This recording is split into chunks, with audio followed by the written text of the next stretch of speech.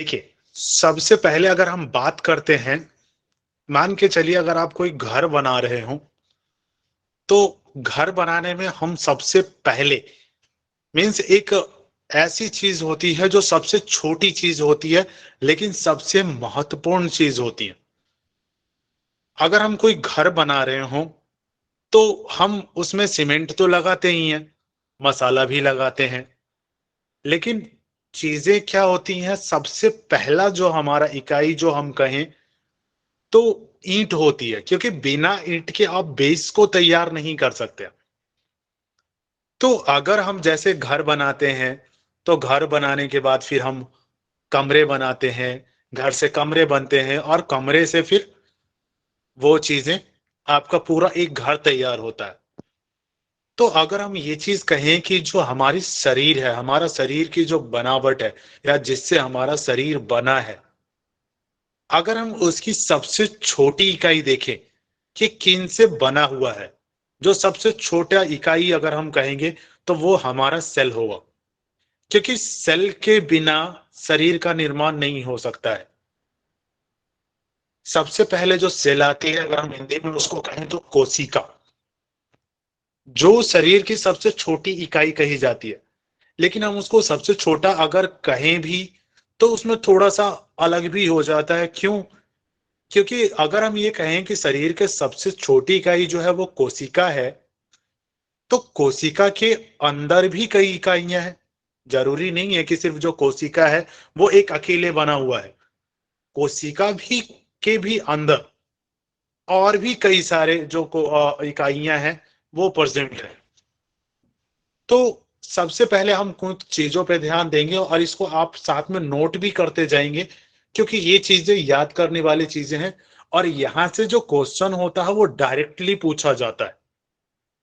इसमें हमें directly questions होते हैं कि क्या होते हैं, नाम क्या है, या तो क्या वर्क होता है।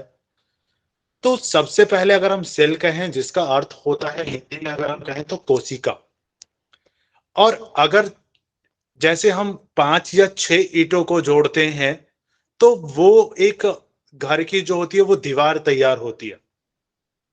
इसी तरीके से अगर हम कुछ सेल को एक साथ जोड़ते हैं, या तो जब सेल आपस में मिलते हैं, तो सेल से जो तैयार होता है वो उसे कहते हैं टिश्यूज।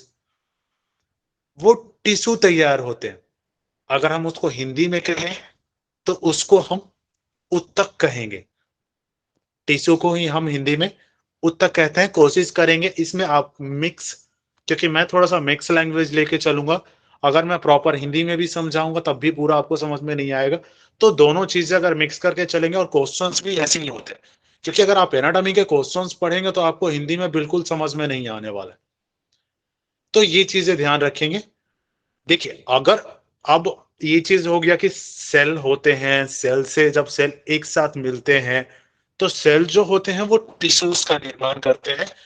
और जब टिश्यूज आपस में मिलते हैं, जैसे मैंने कहा था कि अगर ईंटों को मिला दिया जाए तो वो एक कमरे का निर्माण करता है। तो कमरे का निर्माण करता है, तो उसी तरीके से जब कई सारी टिश्यूज आपस में मिलते हैं, तो वो किसी ऑर्गन का निर्माण करते हैं।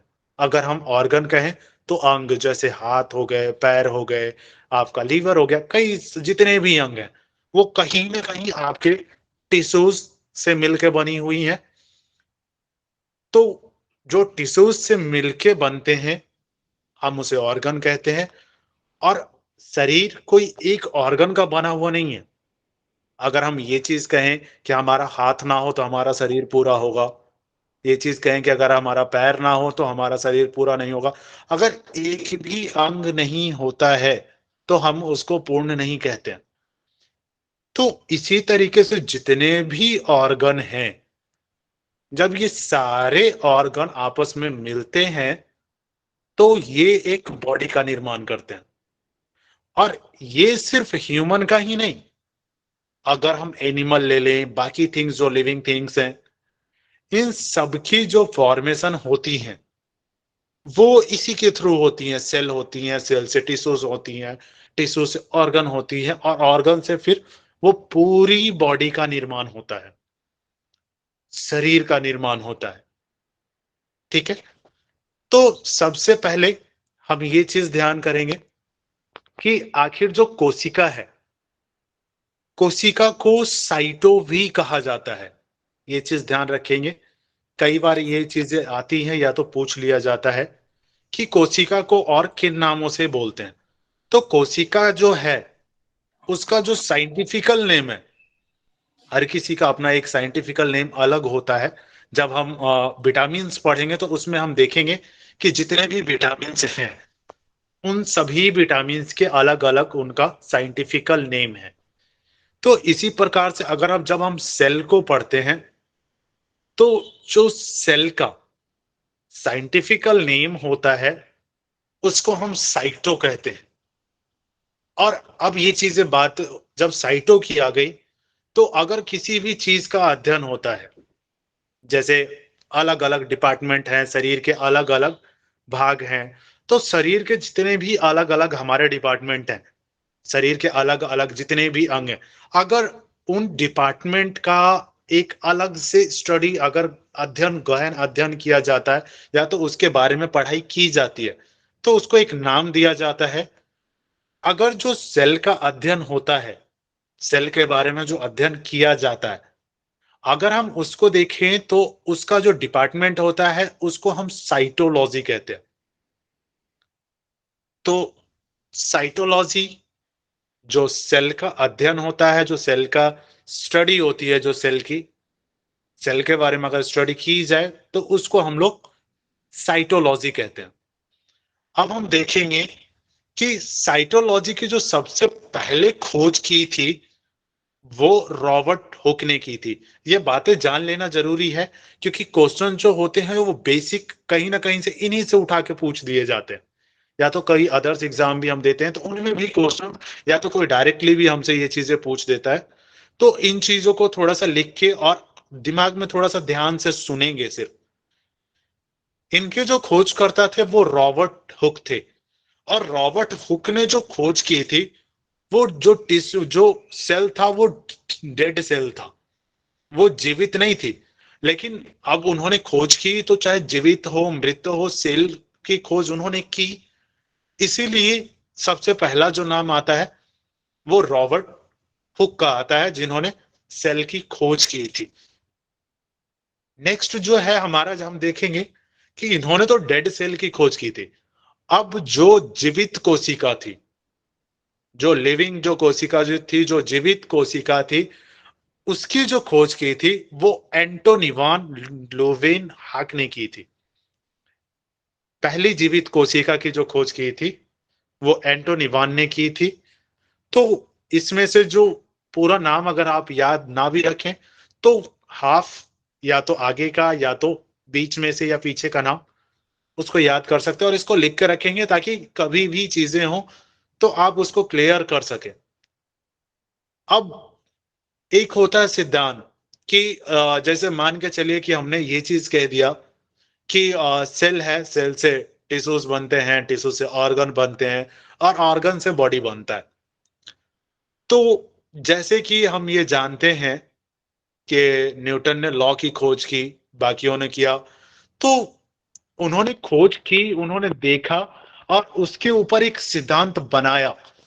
सिद्धांत का अर्थ ऐसा होता है कि उसको आपको मानना, बाद में भी उसको माना जा सके।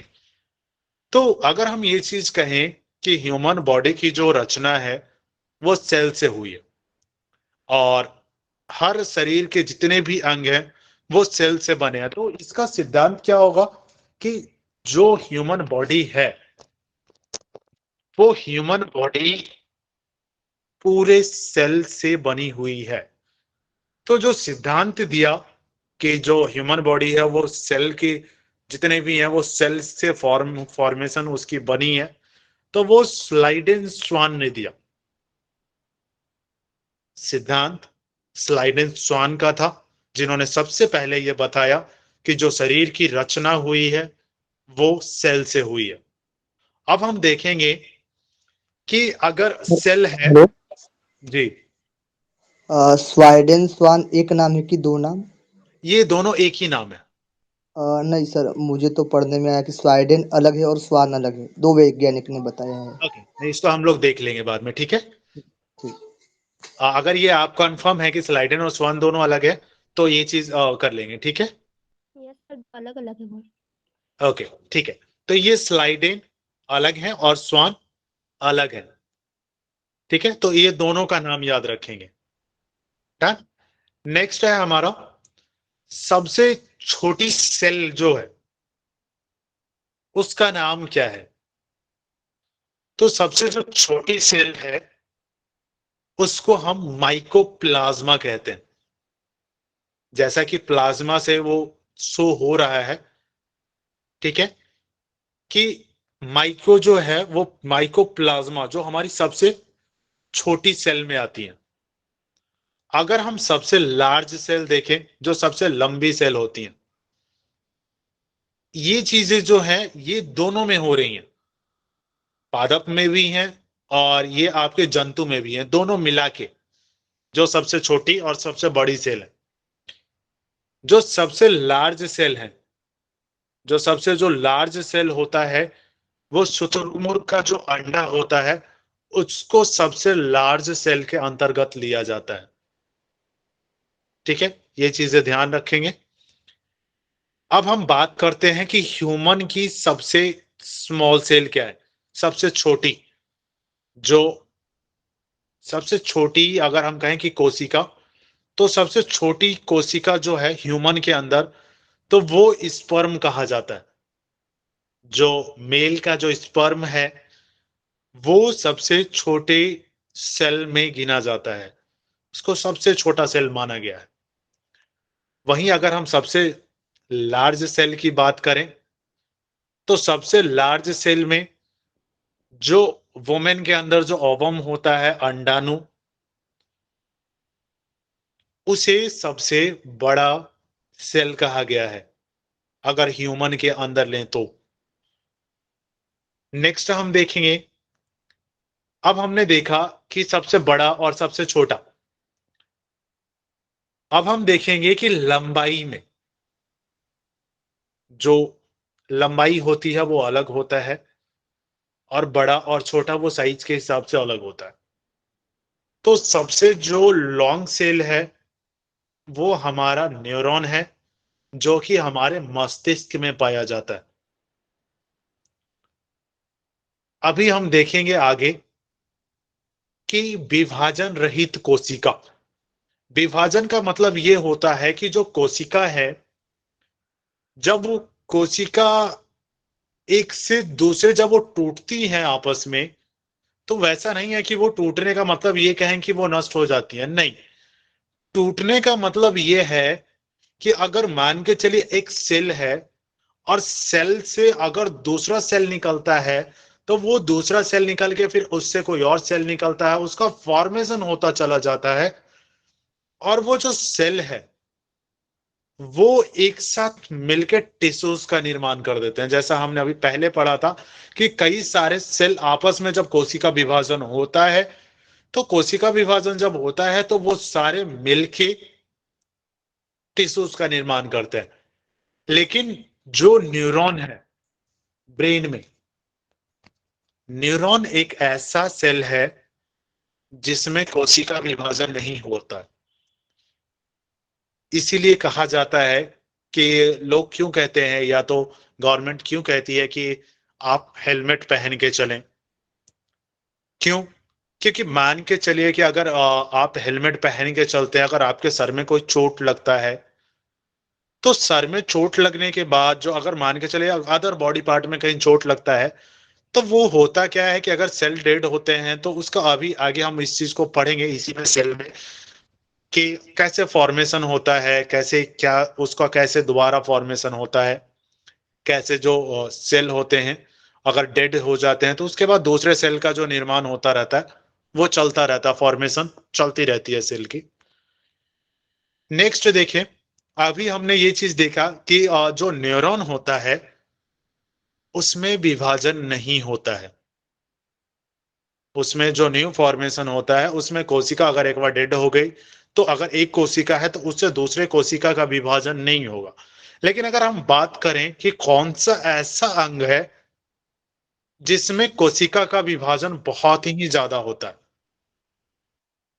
तो अगर हम देखें तो सबसे ज्यादा जो कोशिका विभाजन वाला अंग है, जिसमें सबसे ज्यादा सेल फॉर्मेशन होता है, वो हमारे लीवर में होता है। अगर लीवर को काट भी दिया जाए तो उसको ऐसा कहते हैं कि वो दोबारा जुड़ जाता है, उसकी जो सेल फॉर्मेशन है वो दोबारा अपने आप को बना लेता है।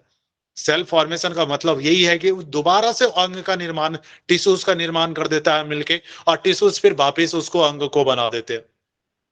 तो अगर हम ये चीज देखें कि जो सबसे ज्यादा विभाजन वाली कोशिका है, तो उसमें लीवर आता है।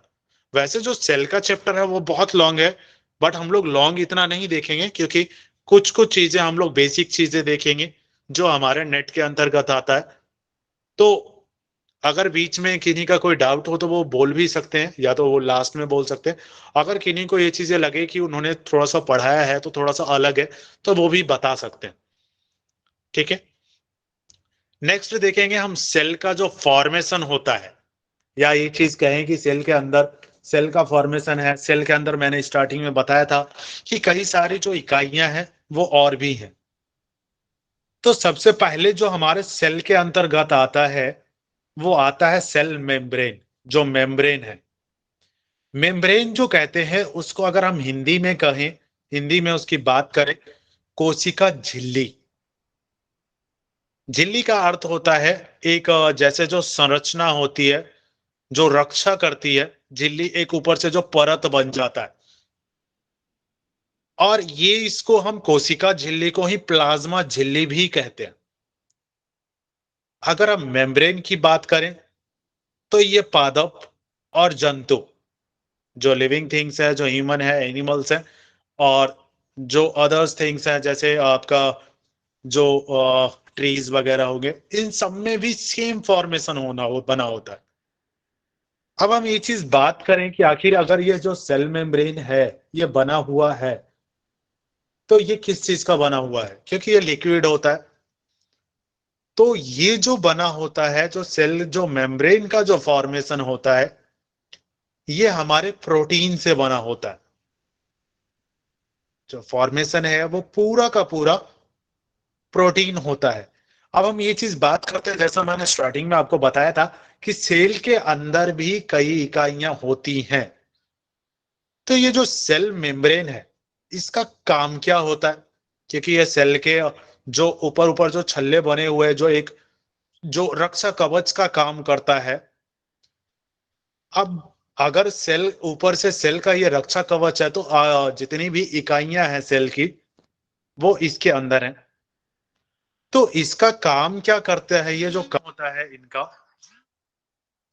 का जो काम होता है वो होता है कोशिका के जो सभी अंग हैं जो एक कोशिका के अंदर पाए जाते हैं, वो चाहे राइबोसोम हो, लाइसोसोम हो। अगर अभी हम जब पढ़ेंगे तो ये जो झिल्ली के अंदर जितने भी इकाइयां हैं, कोशिका के अंदर जितने भी अंग हैं, इसलिए मैंने कहा था स्टार्टिंग में कि सेल है, लेकिन सेल के अंदर भी कई सारे अंग हैं। तो सेल तो सबसे छोटा है ही, शरीर का सबसे छोटा अंग सेल है, लेकिन सेल के अंदर भी कई सारे छोटे छोटे अंग हैं।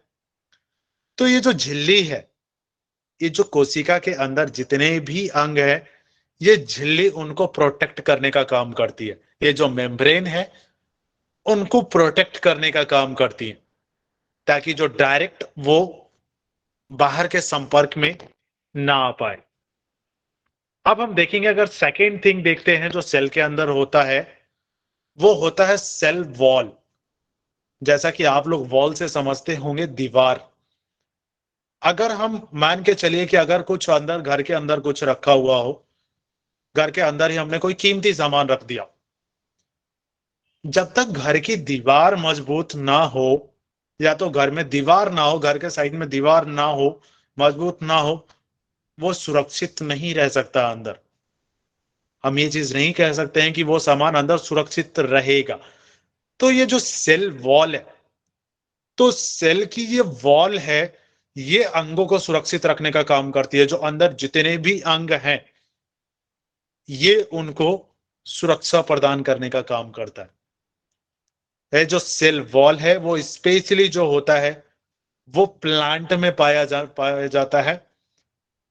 और अगर हम ये चीज कहें कि जैसे हमने स्टार्टिंग में देखा कि जो सेल मेम्ब्रेन है वो प्रोटीन का बना है, वैसे ही अगर हम सेल वॉल की फॉर्मेशन देखें तो ये सेल्यूलोज का बना होता है। जो सेल वॉल होता है वो सेल्यूलोज का बना होता है। और ये काम क्या करता है, हमने जैसा स्टार्टिंग में कहा कि वॉल क्या काम करता है, वो सुरक्षा प्रदान करने का काम करता है।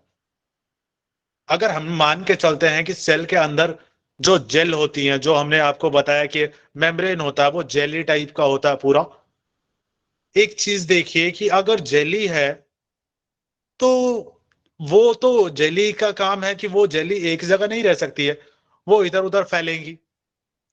और अगर वो फैलेंगी तो उनके अंदर जितने भी अंग हैं वो एक जगह इकट्ठा नहीं रह सकते, वो भी इधर उधर फैलने लग जाएंगे। तो जो सेल वॉल है, सेल वॉल जो है वो काम क्या करता है, जो जितने भी अंग हैं हमारे सेल के अंदर, ये उनको सुरक्षा देने का काम करता है और एक आकार देने का काम करता है।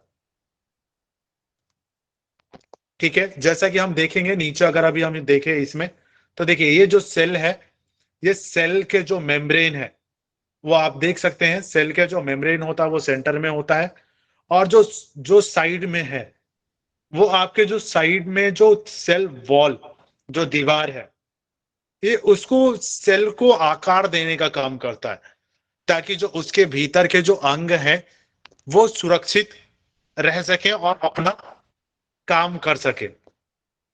ठीक है, नेक्स्ट हम देखेंगे कि इसके अंदर जो एक अंग होता है उस अंग को हम कहते हैं माइटोकॉन्ड्रिया।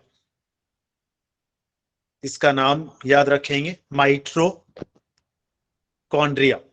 माइटोकॉन्ड्रिया। ठीक है, इसको माइटोकॉन्ड्रिया को ऑल्टमैन के नाम से भी बोला जाता है, इसको ऑल्टमैन कहा जाता है। ठीक है, और इसका जो अगर हम कहें, जैसे हमने ऊपर देखा था कि फॉर्मेशन किससे होता है, तो अगर हम ये माइटोकॉन्ड्रिया की बात करें तो माइटोकॉन्ड्रिया जो होता है वो ग्लूकोज का बना होता है, और इसको हम ऊर्जा या पावर ग्रेविक पावर हाउस भी कहते हैं। कई बार हमारे सामने क्वेश्चंस आते हैं कि पावर हाउस किसे कहा जाता है, शरीर के किस हिस्से को या तो किस अंग के, सेल के किस अंग को पावर हाउस कहा जाता है, ऊर्जा गृह कहा जाता है। क्यों? क्योंकि ये ग्लूकोज से ऊर्जा का निर्माण करता है। ये जो ग्लूकोज है, इसके अंदर जो ग्लूकोज होता है वो ग्लूकोज को ये ऊर्जा में कन्वर्ट कर देता है, ताकि इसका यूज हो सके। और ऊर्जा से क्या पावर जनरेट होती है, किसी भी कार्य करने के लिए, किसी भी कार्य को करने के लिए हमारे अंदर ऊर्जा होनी चाहिए। और ऊर्जा जो होती है वो ग्लूकोज से मिलते है, तो ग्लूकोज को ऊर्जा में कन्वर्ट करने का काम आपका माइटोकॉन्ड्रिया में होता है। तो इसे power house of the cell कहा जाता है। और ये जो इसकी जो आंतरिक दीवार होती है माइटोकॉन्ड्रिया की, वो क्रिस्टी की बनी होती है। हमने देखा था कि सेल की भी दीवारें होती हैं जिसको हमने सेल वॉल कहा था। वैसे ही जो माइटोकॉन्ड्रिया है, क्योंकि ये भी एक अंग है जो सेल का अंग है, तो इसकी जो दीवारें होती हैं वो क्रिस्टी की बनी होती है। ठीक है, ये हमारा जो थर्ड था, ये सेल के अंदर पाया जाता है। अगर अब हम नेक्स्ट देखें तो नेक्स्ट होती है गोल्गी बॉडी, गोल्जी बॉडी कहते हैं इसको। ठीक है, इसकी जो खोज की थी, जैसे गोल्जी बॉडी जो थी, इसकी जो पहली बार जिन्होंने बताया कि सेल में गोल्जी बॉडी भी होता है, वो बताया था कैमिलो गोल्जी ने। ये चीज याद रखेंगे कि गोल्जी बॉडी का जो फर्स्ट जिन्होंने बताया कि सेल में हमारे गोल्जी बॉडी भी होता है, तो ये हमारे कैमिलो गोल्जी ने बताया था। इसका जो काम होता है वो परिवहन का काम होता है। जैसा कि हमने पहले देखा, माइटोकॉन्ड्रिया का काम क्या था? ऊर्जा का निर्माण करना। अब जब ऊर्जा का निर्माण हो गया तो बाकियों को भी तो ऊर्जा चाहिए ना। ऐसा तो नहीं है कि ऊर्जा, अगर वो पावर हाउस है तो वो पावर हाउस जो है वो ऊर्जा को अपने पास ही रखे रहेगा। सभी अंगों को चाहिए, या तो और भी जो सेल के अंदर जो अदर्स थिंग है, उन अदर्स जो अंग हैं उनको भी ऊर्जा की जरूरत पड़ेगी, क्योंकि बिना ऊर्जा के कोई कार्य तो हो नहीं सकता। तो गोल्जी बॉडी काम करता क्या है? जब उसको पता चलता है कि यहाँ पे ऊर्जा की जरूरत है, तो अगर मान के चलिए कि हम लोग जैसे काम कर रहे होते या तो बोल रहे होते, तो जरूरी नहीं है कि जैसे किसी अंग को, अगर मान के चलिए कि हम बोलने का काम कर रहे हैं, बोलने में सबसे ज्यादा ऊर्जा की खपत कहाँ पे होती है? कोई बताएंगे? बीच में आप खोल के बोल सकते हैं अगर मैं पूछूं तो। अगर जैसे मान के चलिए हम बात कर रहे हैं किसी से लगातार कंटिन्यूअस 2 घंटा बात कर रहे हैं, 3 घंटा, सबसे ज्यादा ऊर्जा की जरूरत किस अंग को होगी? गले में। गले में। आपके जीव को, क्योंकि कंटिन्यूअस वो ऊपर नीचे हो रहा है ना। तो हमारे शरीर को, या तो उसको ये चीज होता है कि सबसे ज्यादा जरूरत आपको, अगर मान के चलिए कि अगर रनिंग कर रहा है तो रनिंग के लिए उसको सबसे ज्यादा ऊर्जा की जरूरत पैरों में है। तो गोल्जी बॉडी क्या करता है कि वो उसी अंग को ऊर्जा की सप्लाई बढ़ा देता है। जिस अंग को सबसे ज्यादा ऊर्जा की जरूरत करती है, तो ये क्या करता है गोल्जी बॉडी?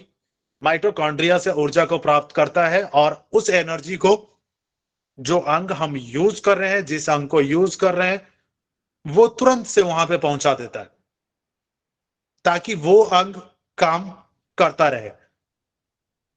ठीक है। नेक्स्ट हम देखेंगे वैक्यूल्स। वैक्यूल्स क्या काम करता है?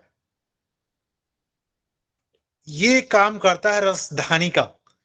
जैसे हमारी बॉडी में अगर ये कहा जाए कि, कोई बताएंगे कितने परसेंट जल होता है? शरीर में जल की प्रतिशत कितनी है? 70-75%। 70 to 75। गुड। ठीक है। तो अगर हम ये कहें कि 75% हमारे शरीर में जल है, तो ये होता कहाँ है? पूरे शरीर में तो नहीं होगा ना। और अगर शरीर में होगा भी, किसके माध्यम से होगा? ये जो जल संग्रह करने का काम है, इकट्ठा करने का काम है, ये वैक्यूल्स का होता है। अब 75% वाटर, आप ये चीज कहेंगे कि 75% होता है, और वैक्यूल्स तो एक सेल के अंदर का पार्ट होता है ना। सेल के अंदर भी एक सबसे छोटी इकाई है सेल के अंदर की। तो 75%, आपके मन में ये क्वेश्चन आना चाहिए कि 75% जल ये कैसे इकट्ठा कर लेता है? क्वेश्चन आता है ना कि इतना सारा जल, इतना सारा पानी इकट्ठा कैसे कर लेता है? स्टार्टिंग में मैंने ये चीज आपको बताई थी, अगर याद करें तो, कि हमारा जो हर अंग है वो कितने बहुत अनगिनत सेल से बने हैं। ठीक है।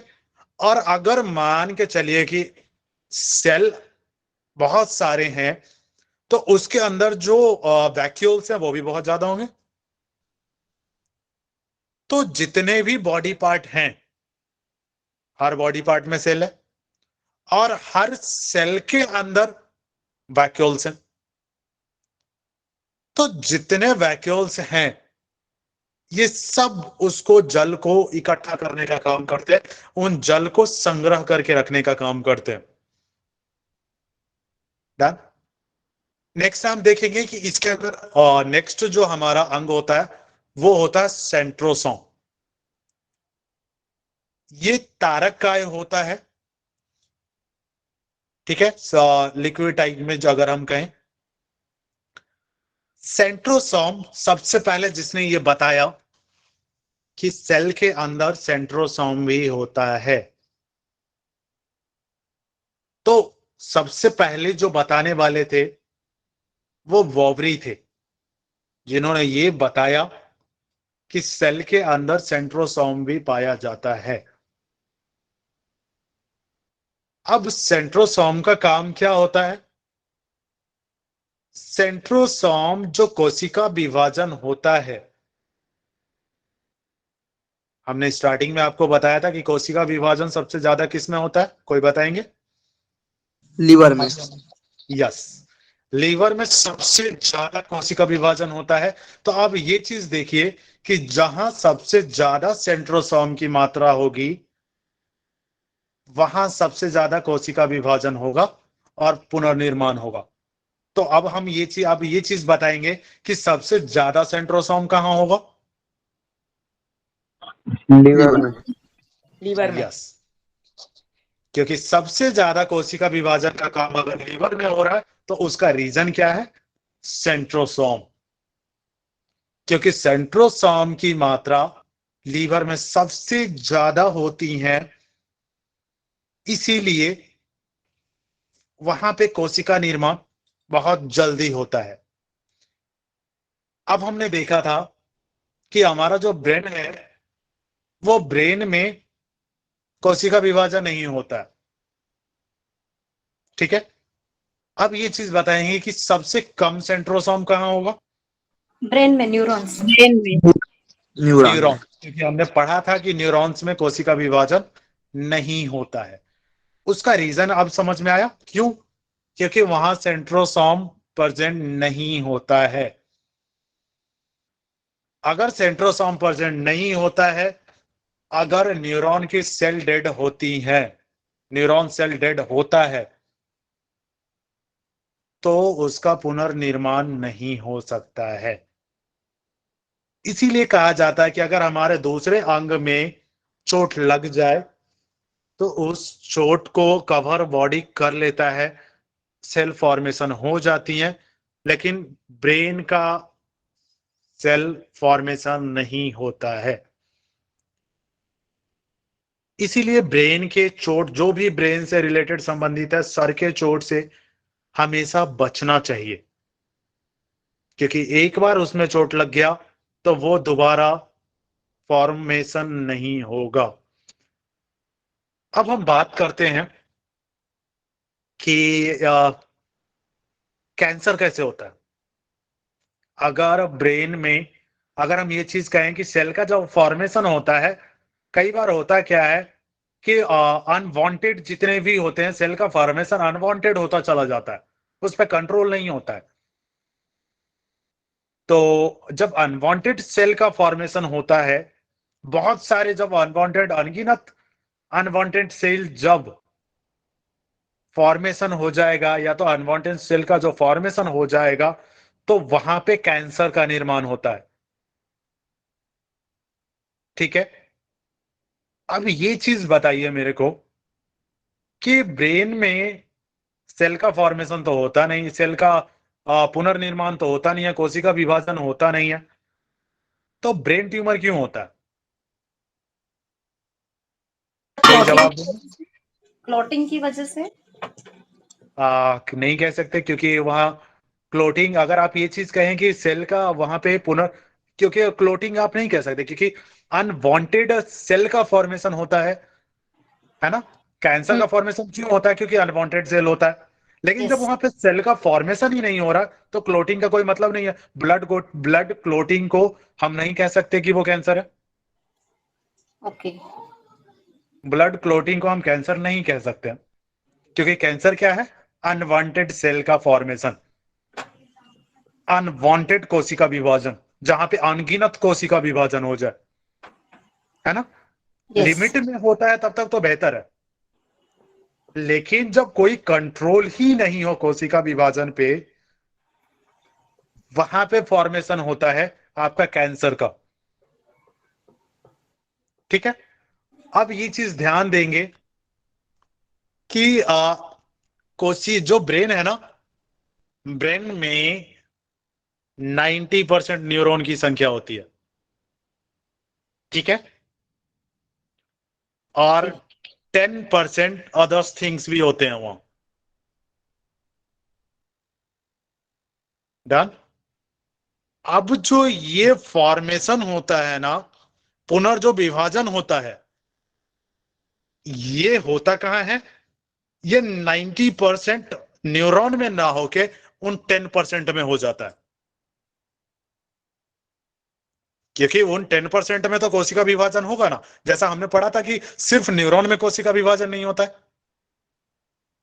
है ना, यस लेकिन यस जो अदर सेल वहां पे होंगे उसमें तो कोशिका विभाजन होगा ना। तो वो जो 10% है उनमें कोशिका विभाजन अनवांटेड हो जाता है, और जो वो अनवांटेड कोशिका विभाजन है वो आपका कैंसर, ब्रेन ट्यूमर का काम कर जाता हो। ब्रेन ट्यूमर होता है उसे, जो जिसे हम ब्रेन ट्यूमर कहते हैं, वो कुछ और नहीं है, वो यही अनवांटेड जो आपका पुनर्जो निर्माण है, ये जो कोशिका विभाजन है, यही अनवांटेड हो जाता है। क्लियर हो गया ना? ठीक है, नेक्स्ट देखेंगे हम एंडोप्लाज्मिक रेक्टिकुलम। ठीक है, ये अंतः प्रदत्त जालिका। अब हमने ये चीज देखा था, एक चीज बताएंगे कि अगर जैसे हमारी बॉडी में मसल्स भी है ना, अगर बॉडी में हमारे कंकाल ना हो तो क्या हमारा बॉडी सीधा खड़ा रहेगा क्या? नहीं, तो ये सपोर्ट करता है हमारी बॉडी को। यस, इसके जितने भी अंग हैं वो क्या होंगे? आपस में मिक्स हो जाएंगे, है ना। अगर मान के चलिए कि जो हमारा रिब्स है, कंकाल है, जो हमारे रिब्स हैं, वो रिब्स क्या कर रहे हैं? हमारे लंग्स को, हार्ट को एक आकार प्रदान कर रहे हैं ना। अगर रिब्स नहीं होगा तो ये अंग वहां पे रहेंगे क्या? ये सारे इधर उधर बिखरना शुरू हो जाएंगे।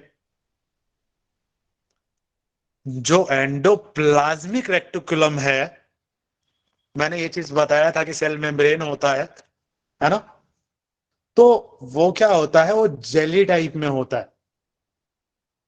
जेली में अगर कोई अंग होगा तो वो तो इधर उधर हो जाएगा ना, इकट्ठा नहीं, एक जगह थोड़े रहा, पर वो एक जगह पता चला मिक्स हो जाए, एक दूसरे में चिपक जाए।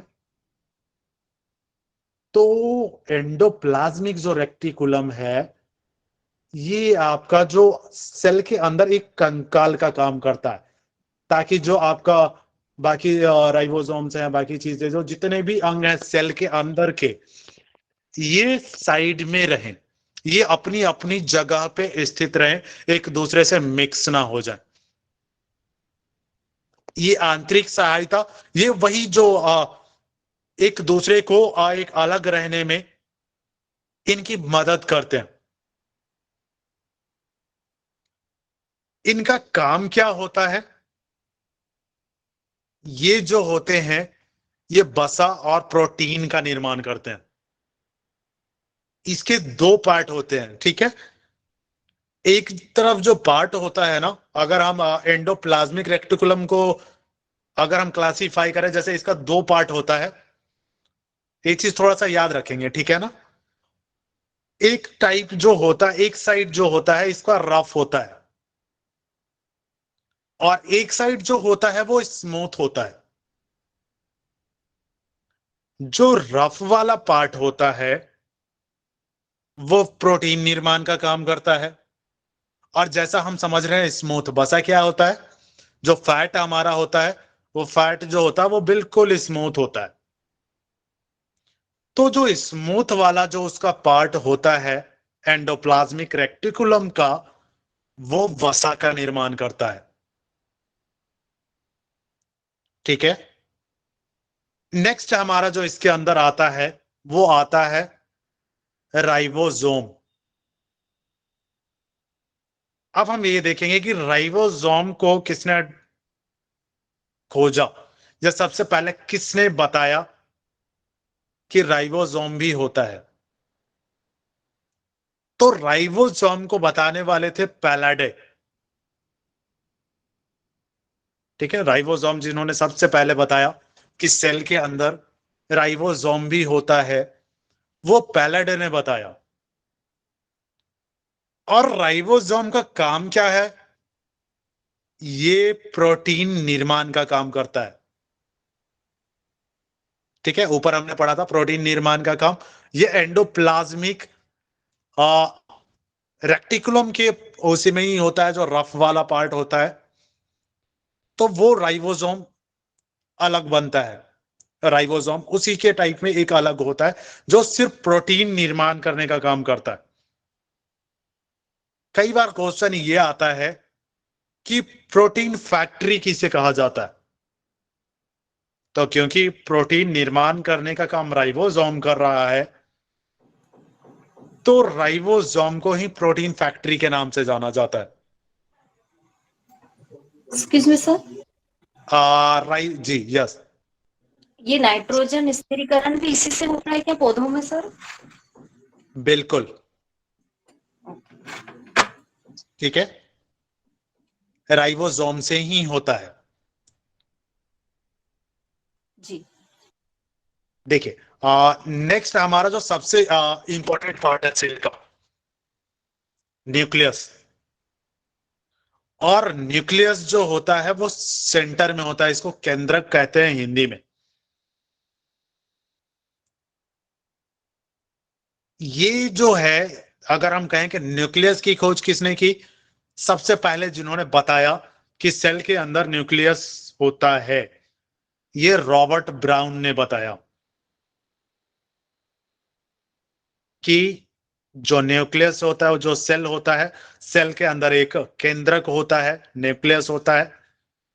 अगर हम बात करें कि न्यूक्लियस बना किससे होता है, तो न्यूक्लियस जो बना होता है वो क्रोमोसोम से बना होता है, और इसमें डीएनए और आरएनए भी मिक्स होता है। डीएनए हमने पढ़ा था, डीएनए नेक्स्ट अगर हम कभी पढ़ेंगे, तो डीएनए का जो फॉर्मेशन होता है, जो हमारा जीन का फॉर्मेशन होता है, वो डीएनए से होता है। जैसे अगर हम लोग कहीं डॉक्टर जो कहते हैं कि हमें इनका डीएनए टेस्ट करना है, तो वो उसका जीन का टेस्ट होता है। जो डीएनए और आरएनए, ये दोनों से जो मिलके बना होता है, ये न्यूक्लियस, जो न्यूक्लियस का जो फॉर्मेशन होता है, ये डीएनए और आरएनए दोनों मिले होते हैं इसमें। अगर हम ये कहें कि न्यूक्लियस जो है, जो सेल है, उसका ब्रेन है, क्योंकि ब्रेन हमारा जो शरीर का है वो सबसे इंपॉर्टेंट भाग होता है। बिना ब्रेन के कोई भी अंग काम नहीं करेगा, सारी इंफॉर्मेशन तो ब्रेन ही देता है। तो यहाँ जितने भी अंग हैं, जितने भी पार्ट हैं अंदर न्यूक्लियस के, उन सबको कंट्रोल करने का काम न्यूक्लियस करता है। सभी को कंट्रोल करता है कि किसको क्या काम करना है और कितना कब काम करना है, सभी को कंट्रोल करके रखता है। अगर हम देखें कि न्यूक्लियस में प्रोटीन जो होता है, वो 80% प्रोटीन की मात्रा होती है न्यूक्लियस में, और 10% इसमें डीएनए होता है, और बाकी जो 10% है वो अदर थिंग्स होते हैं, जिनसे मिलके न्यूक्लियस का निर्माण होता है। प्रोटीन 80% और डीएनए 10%, बाकी 10% अदर थिंग्स। नेक्स्ट हम देखेंगे लाइसोसोम। लाइसोसोम जो है, इसकी खोज डी डूबे ने किया था। ठीक है, लाइसोसोम जिन्होंने बताया कि लाइसोसोम कोशिका के अंदर होती हैं, सेल के अंदर होती हैं, तो ये डी डूबे ने बताया था। अब देखिए, लाइसोसोम का मैंने स्टार्टिंग में आपको ये चीज बताया था, देखिए कितना इंपॉर्टेंट काम है हमारा लाइसोसोम का। ये जल अपघटक एंजाइम छोड़ता है। ये इतना खतरनाक होता है कि ये एक सेल को गला सकता है। जो सेल है, सेल के अंदर आपके मान के चलिए लाइसोसोम आपके सेल के अंदर है, अगर इसने एंजाइम छोड़ा, तो अंदर जितने भी हमने पढ़े थे, वैक्यूल्स हो गया आपके, अदर्स जो हो गया, राइबोसोम हो गया, इन सबको वो नष्ट कर सकता है, गला सकता है। इतना खतरनाक एंजाइम इसके अंदर होता है। ये करता क्या है, अगर मान के चलिए हमारे शरीर में कहीं चोट लग जाती है, अगर कोई आया और तेज से थप्पड़ मार के चला गया, या तो कोई आया शरीर पे डंडा मार के चला गया, होता क्या है, थोड़ी ही देर में आप देखेंगे कि वो जगह बिल्कुल काला हो जाता है। होता क्यों है, काला क्यों हो जाता है? एक्चुअली जैसे ही अगर हम आप अभी चलें कि मान के चले, अगर अभी हमने एक ऐसे हल्का सा थप्पड़ मार दिया अपने हाथ के ऊपर ही, वहां पे बहुत सारे सेल डेड हो जाते हैं। अब आप सोचिए वहां डंडा पड़ते के साथ ही कितने सारे सेल डेड हो जाएंगे।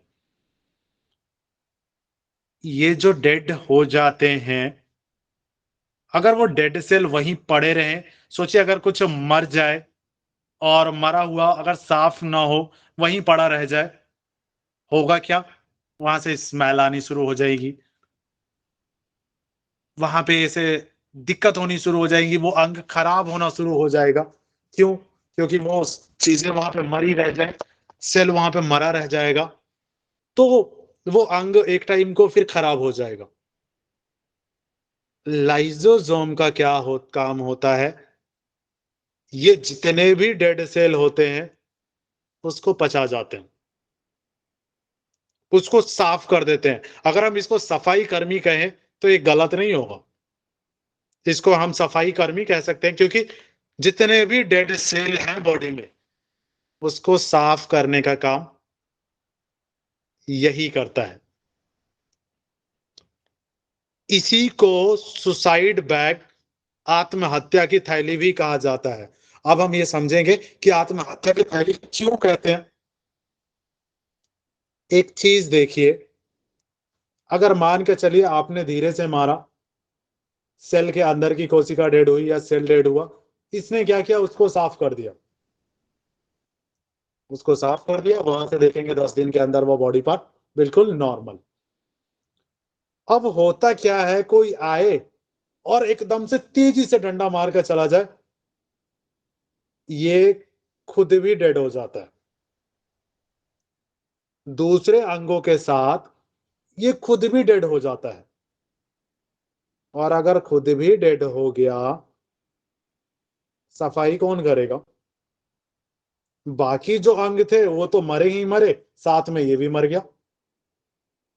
अब होता क्या है, कुछ टाइम तक ये चीज देखते हैं, फिर बगल से और भी सेल होते हैं, क्योंकि उस अंग के सेल मरे हैं, लेकिन उस अंग के थोड़ा सा दूरी पे जहां बेहतर है, वहां के सेल जो होते हैं, वहां का जो आपका लाइसोसोम होता है, वो थोड़ा सा झांक के देखता है, अरे यहाँ पे हुआ क्या है, यहाँ तो सब मरे पड़े हैं। अब जब मरे पड़े हैं, अब इसने देखा कि चलो हमारे वाले तो ठीक है भाई, हम अब हमारे वालों को कुछ नहीं हुआ है, अब ये कहेगा ठीक है। अब जब इनके पास सारे अच्छे हैं, सारे बेहतर है, ये क्या करता है, अपने अगल बगल वालों को बोलता है, अरे ऐसा करते हैं, सामने काफी सारे डेड है, उनको साफ कर देते हैं। तो साइड के जो लाइजोसोम होते हैं, साइड के सेल में जो लाइजोसोम होता है, वो लाइजोसोम वहां पहुंच जाते हैं।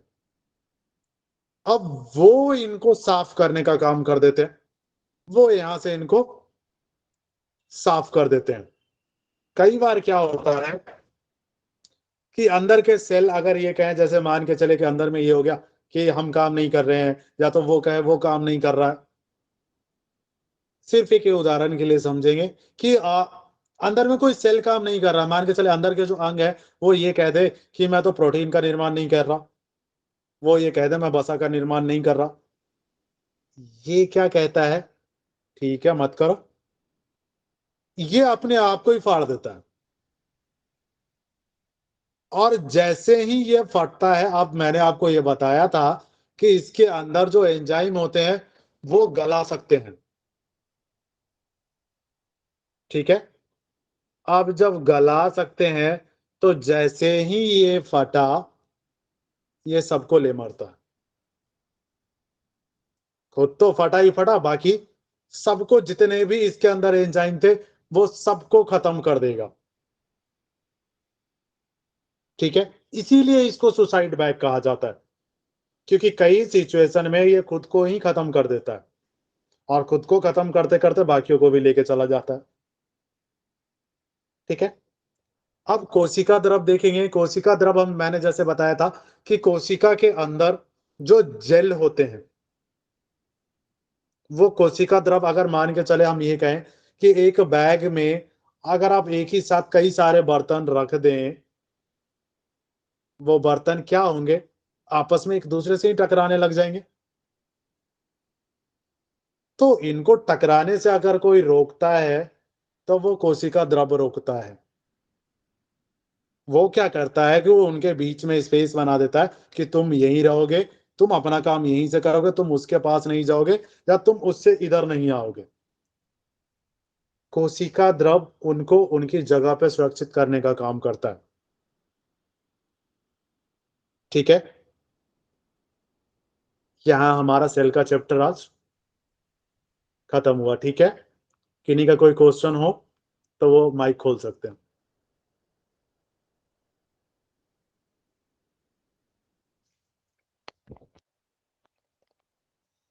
सर बहुत अच्छा समझाए।